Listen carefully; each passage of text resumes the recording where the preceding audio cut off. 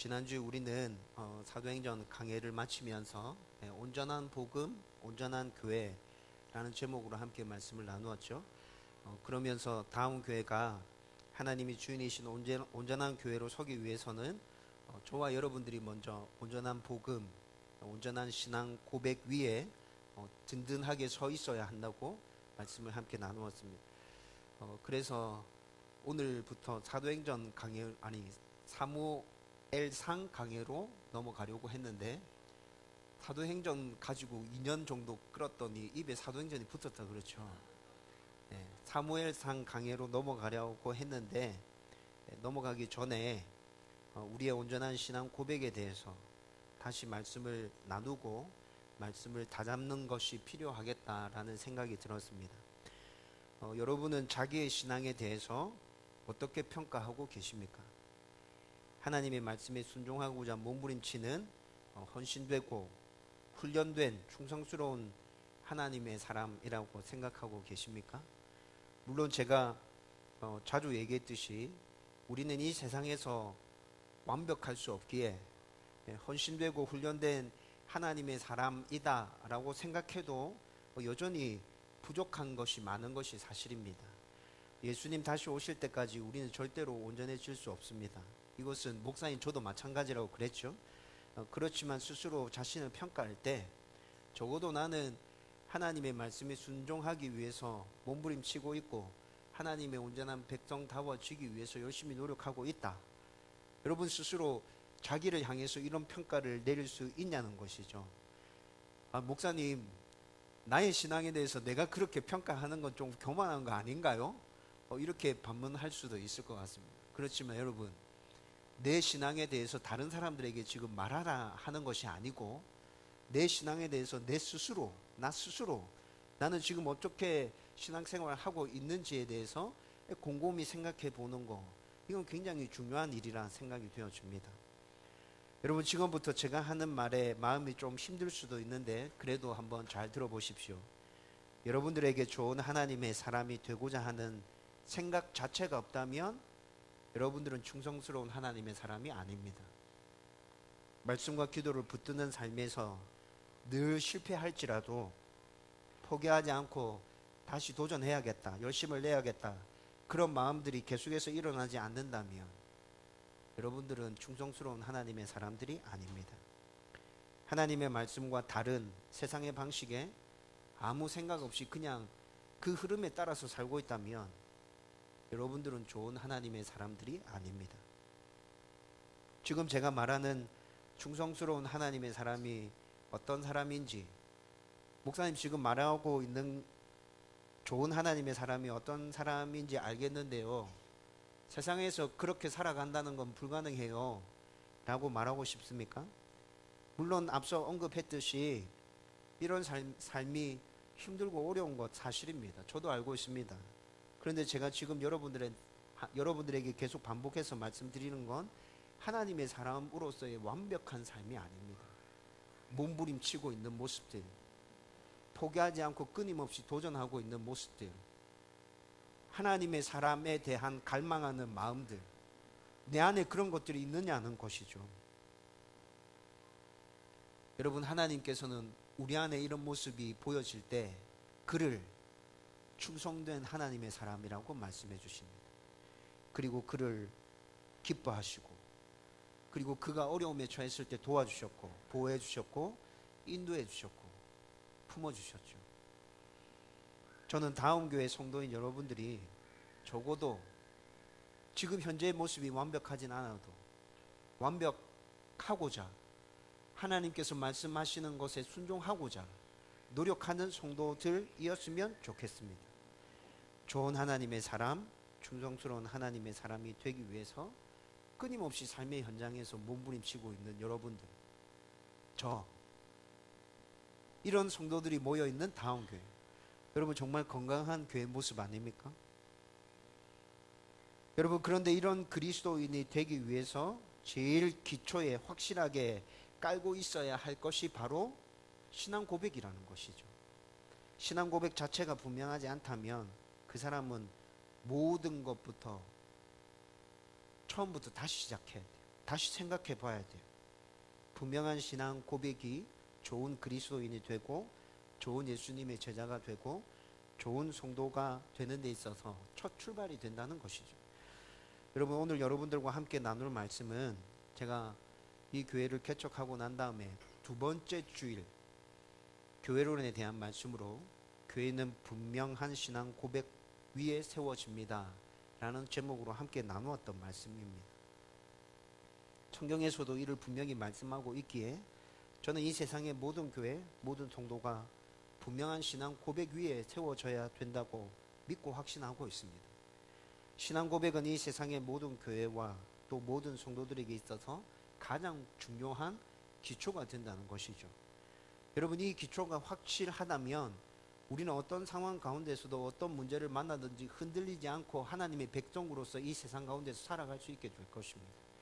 여러분, 그런데 이 기초가 약하다면 여러분, 조금만 힘들고 어려운 일들이 우리에게 닥쳐올 때 우리는 주저앉아 버릴 거예요.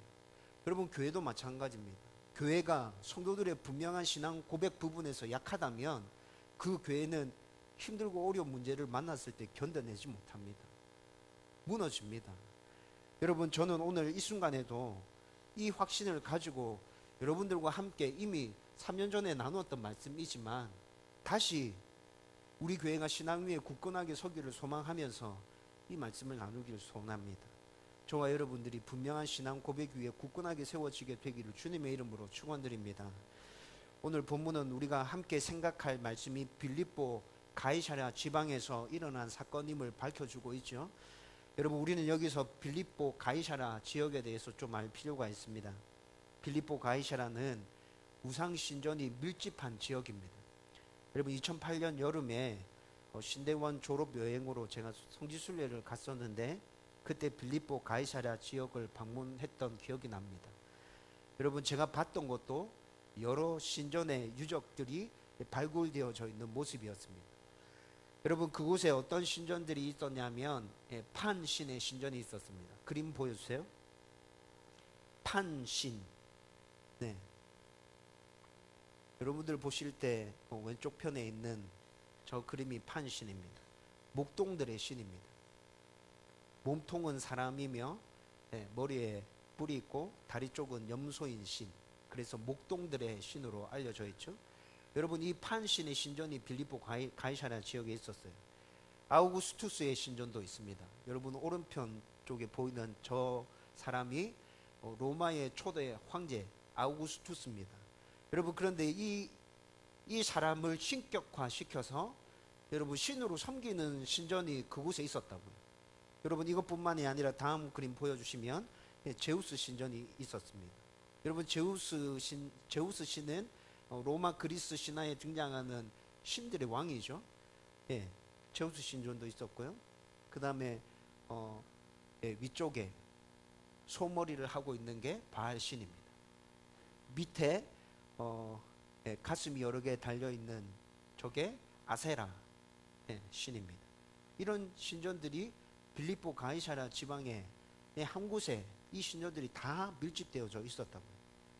여러분, 이렇게 신전이 밀집한 지역이다 보니까 유대인들보다는 이방인들이 많은 곳이 바로 빌립보 가이사랴 지방이었습니다. 그런데 왜 예수님께서는 이런 곳으로 제자들을 데려와서 너희는 나를 누구라 하느냐 라는 질문을 던지셨을까요?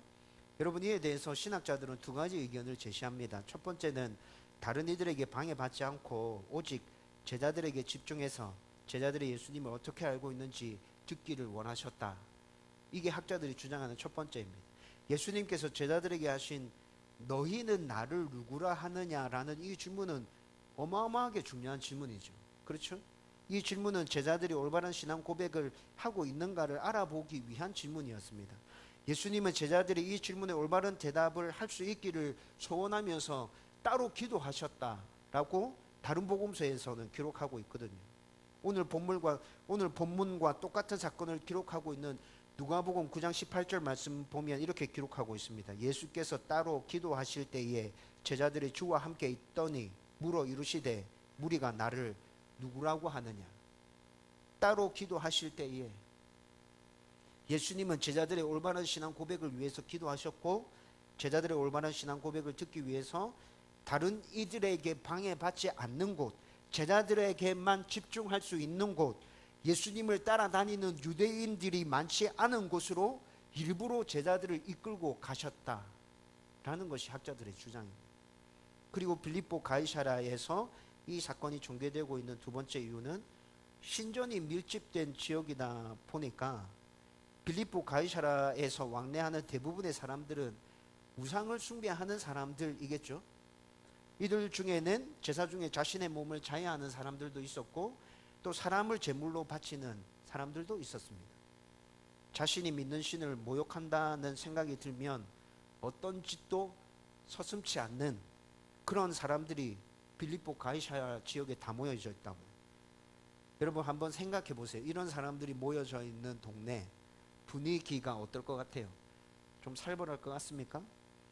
그런데 똑같은 사건을 기록하고 있는 마가복음 8장 27절 말씀 또 읽어보면 예수님께서 너희들은 나를 누구라 하느냐 이 질문을 길가에서 하고 계십니다.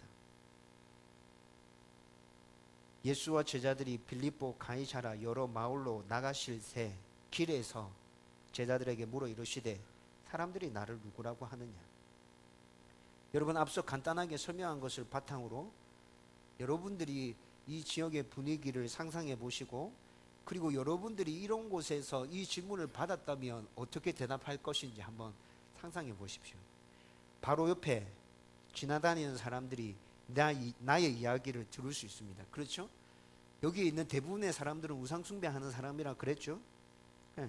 그들 중에는 사람을 제물로 바치는 사람들도 있다고 그랬습니다. 여러분 지금 이 시대에 이런 상황과 비슷한 걸 설명해 드린다면 이런 겁니다. 힌두교가 밀집한 인도 자카르타 지역에서 또 극단적인 모슬렘은 아니지만 모슬렘이 밀집한 사우디아라비아의 수도 리야드 길거리에서 이 질문을 받은 거예요. 여러분들이 그런 곳에서 힌두 교도들이 들끓고 있는 그 길가에서 모슬렘들이 들끓고 있는 그 길가에서 이런 질문을 받았을 때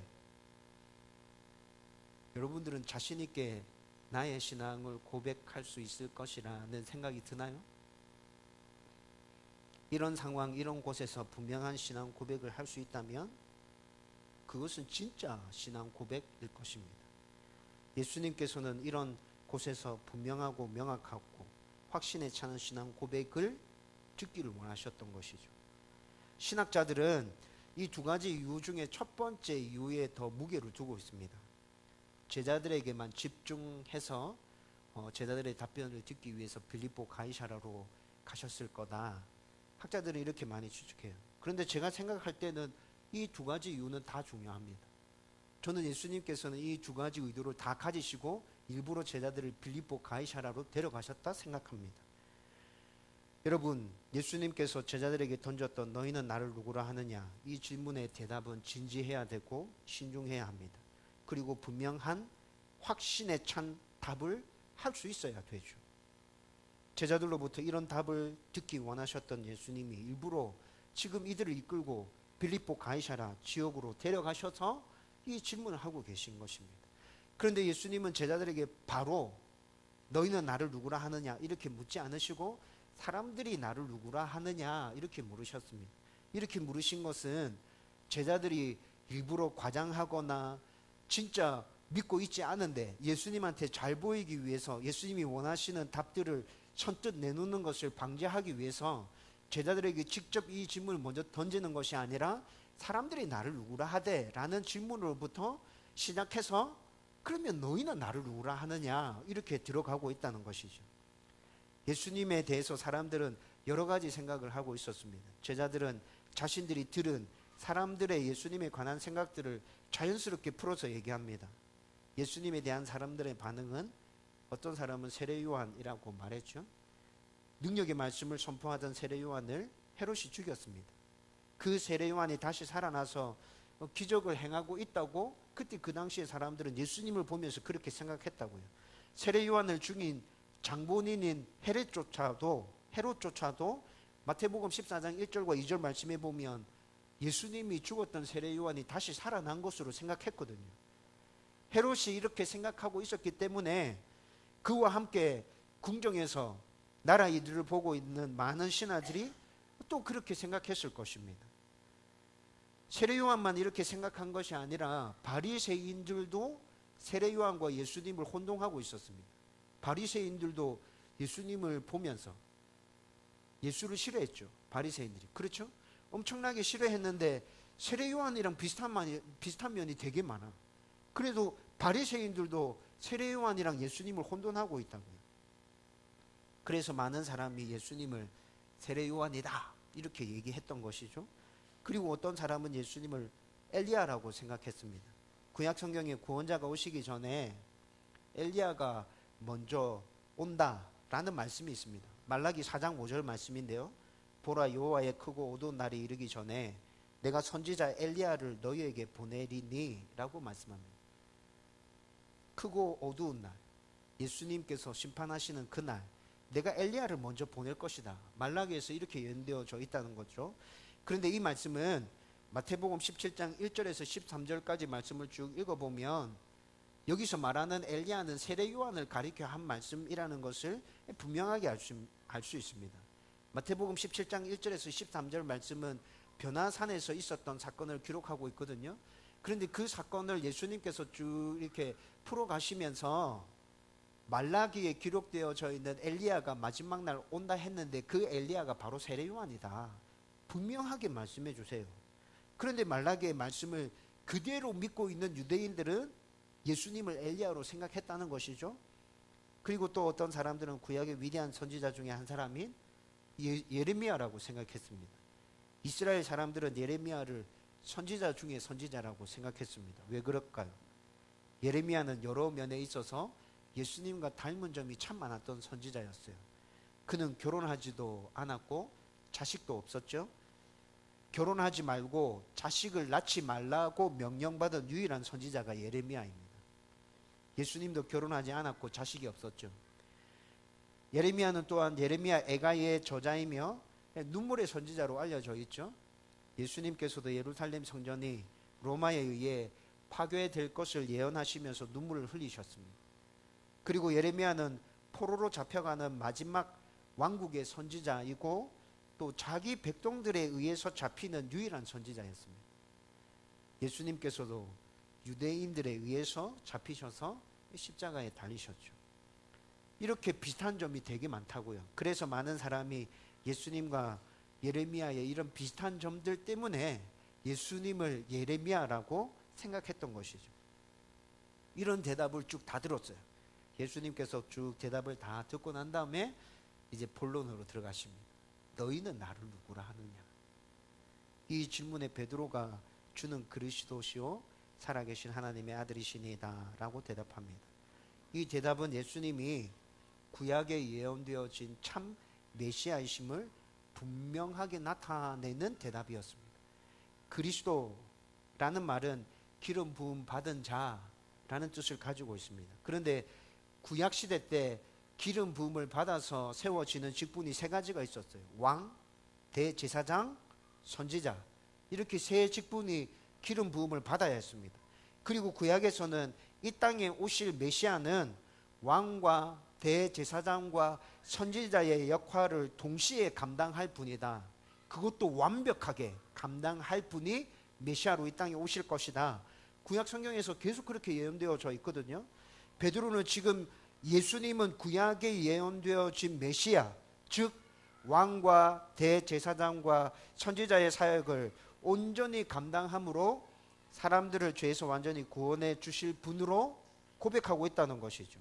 그리고 살아계신 하나님의 아들이라는 표현은 예수님의 신성을 강조한 표현이었습니다. 예수님께서는 영원 전부터 계신 하나님의 독생자 되심을 이렇게 고백한 것이죠. 여러분, 유대 종교 지도자들은 바로 이 사실을 받아들이지 않았습니다.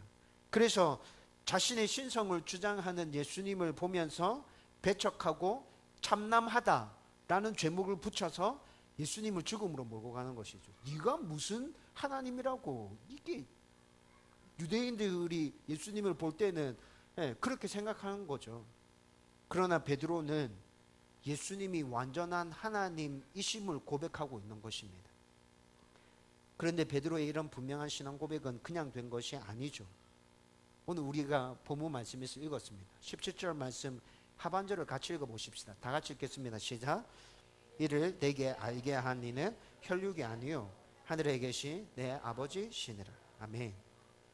베드로의 이런 분명한 신앙 고백은 하나님의 은혜로 된 것입니다.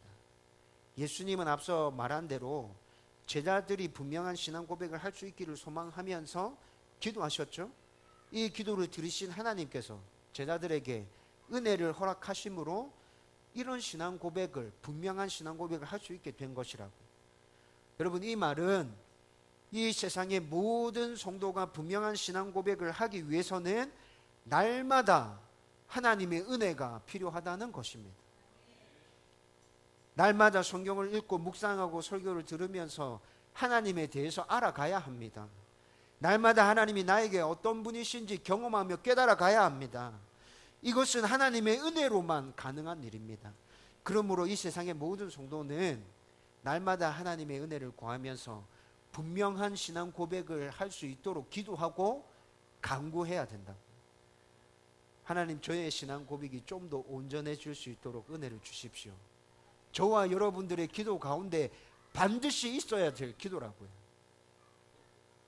자, 이제 우리가 오늘 말씀을 통해서 정말 관심이 있는 질문에 대해서 한번 생각해 보십시다. 교회가 세워지는 데 있어서 무엇이 제일 중요하다고 했습니까? 신앙 고백이 제일 중요하다고 했죠. 교회의 기초가 신앙 고백이라 했습니다. 여러분, 그런데 교회의 기초를 다르게 생각하는 사람들이 정말 많아요. 많은 성도가 교회의 기초라고 생각합니다. 제가 개척교회를 준비하면서 제일 많이 받았던 질문이 개척 멤버가 몇 명이고,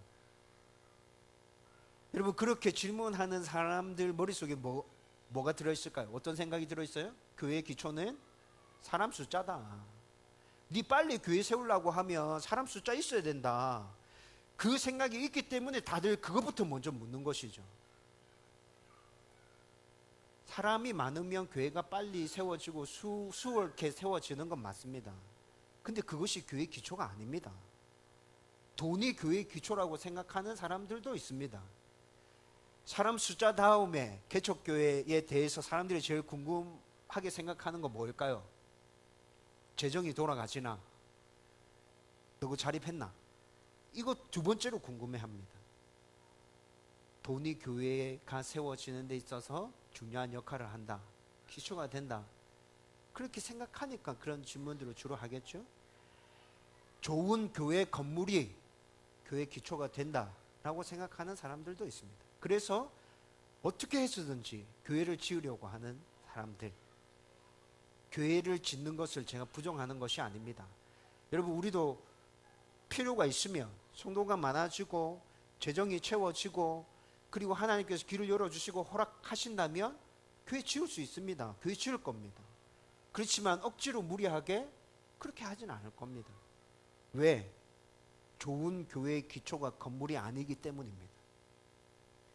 여러분, 이런 것이 교회의 기초가 된다면 다음 교회는 좋은 교회가 아닙니다. 그런데 성경은 이런 것들이 하나님이 주인이신 교회의 기초가 아니라고 말씀합니다. 하나님이 주인이신 교회의 기초는 바로 분명한 신앙 고백. 18절 말씀 다 같이 읽읍시다. 시작. 또 내가 내게 이르노니 너는 베드로라. 내가 이 반석 위에 내 교회를 세우리니 음부의 권세가 이기지 못하리라. 아멘.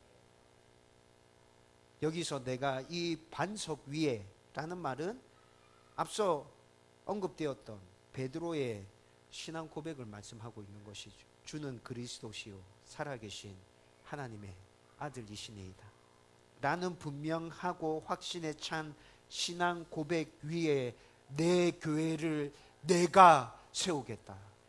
주님께서 그렇게 말씀하셨어요. 내 교회를 내가 세우겠다. 너희들이 세우는 거 아니야. 사람 숫자 아니야. 돈 아니야. 교회 건물 아니야. 분명한 신앙 고백이 내가 교회를 세울 거야. 여러분, 이 신앙 고백이 분명하다면 음부의 권세가 교회를 이기지 못한다고 말씀하고 있습니다. 왜 그렇습니까? 분명한 신앙 고백 위에 세워진 교회는 교회의 주인이신 하나님께서 지키시고 보호하시기 때문에 그렇습니다. 사단이 아무리 넘기려고 공격한다 해도 그 교회는 절대로 넘어지지 않습니다. 그러므로 분명한 신앙 고백 위에 세워진 교회는 그 어떤 것도 무너뜨리지 못한다고요. 하나님이 주인이신 교회는 분명한 신앙 고백 위에 세워진다는 것을 저와 여러분들이 가슴에 새기게 되기를 주님의 이름으로 축원드립니다. 이제 이 문제를 우리에게로 가져와서 우리의 삶 속에서 또 한번 생각해 보십시다.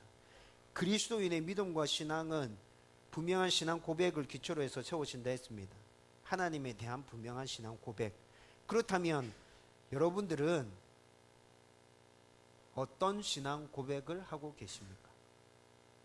오늘 우리가 나눈 말씀은 지금 이 시대를 살아가고 있는 예수님의 제자들인 우리들에게도 똑같이 주어진 말씀입니다.